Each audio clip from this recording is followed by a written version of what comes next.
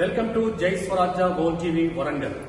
ప్రస్తుతం మనము Kazipet Saint Gabriel ఉన్నత పాఠశాలలో ఉన్నాము.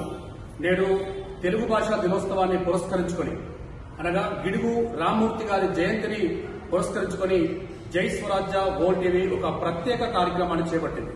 దాంట్లో భాగంగానే మనము సెయింట్ గ్యాబ్రియల్ ఉన్నత పాఠశాలలో తెలుగు పండితులు మరియు తెలుగు సబ్జెక్టు పట్ల నిష్ణాతున్నటువంటి తెలుగు టీచర్స్ మరియు వారి యొక్క స్టూడెంట్స్ తోటి తెలుగు భాష దినోత్సవాన్ని పురస్కరించుకొని ఒక ప్రత్యేక కార్యక్రమం చేపట్టినాం. మరి వారి యొక్క మాటల్లోనే తెలుగు భాష యొక్క గొప్పతనం, తెలుగు భాష యొక్క ఔన్నత్యం, తెలుగు భాష అంటే అమ్మ కమ్మదనంగా తెలుగు భాష యొక్క సాహిత్యాన్ని వారు ఎలా చెప్తారో తెలుగు టీచర్స్ మరియు స్టూడెంట్స్ ద్వారా అడిగి తెలుసుకుందాం. జై స్వరాజ్య టీవీ ప్రేక్షకులకు ముందుగా తెలుగు భాష దినోత్సవ శుభాకాంక్షలు. నా పేరు సుగుణ మనోహర్.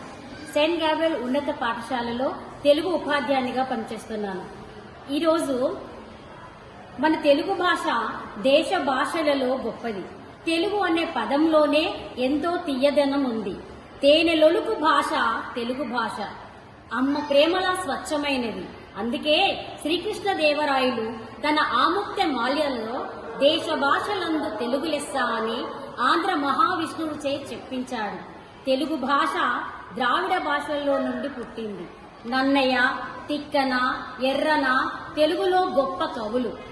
గిడుగు వెంకట రామమూర్తి జయంతి సందర్భంగా ఆగస్టు 29న అనగా ఈ రోజు తెలుగు భాషా దినోత్సవం జరుపుకుంటున్నాం. గిడుగు వెంకట రామమూర్తి తెలుగు గ్రాంధిక భాషలో ఉండే పాఠ్యాంశాలను వాడుక భాషలోకి మార్చాలని ఎంతగానో కృషి చేశారు. గాంధీజీ 1938లో తన హరిజన పత్రికలో ఆంగ్లం ద్వారా విద్యాబోధన సరైంది కాదని, నిజమైన భావ ప్రకటన, ప్రగతి మాతృభాషలోనే వస్తుందని చెప్పారు. మాతృభాషలో విద్యాబోధన ఉంటే మంచిదని రవీంద్రుడు అన్నారు. కొమర్రాజు లక్ష్మణరావు గారు మాతృభాష తల్లి పాల వంటిది, పరభాష కోతపాల వంటిది అన్నారు. తెలుగును అధికార భాషగా 1966వ సంవత్సరంలో అమలు చేశారు. ప్రతి ఒక్కరికి తెలుగు భాష పట్ల ఉన్న మమకారానికి, అంకిత భావానికి కృతజ్ఞతలు తెలుపుకుంటున్నాను.